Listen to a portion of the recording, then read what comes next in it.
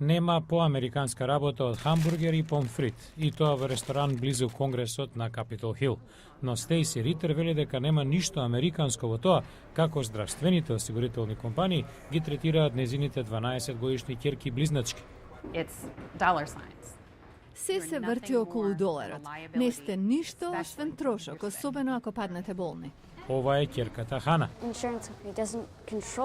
Осигурувањето ви го контролира животот, а не сме така. Хана и сестра им Меделайн биле диагностицирани со леукемија на 4 години.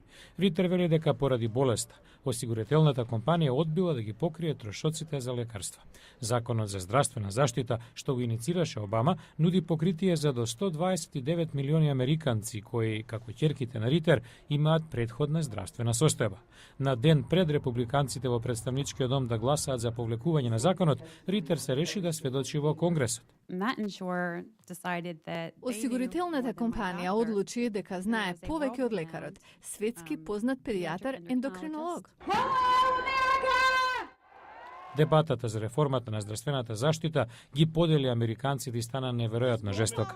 Но неодамнешниот обид за атентат врз конгресменката Гифордс доведе до критики на партиски поделената реторика. Дури и при расправата за повлекување на законот, жестокоста стивна. Републиканците избегнуваа зборови како мртов или да се убие кога говореа за законот, иако останаа на тврдењето дека тој само ќе затвори работни места во здравствената индустрија.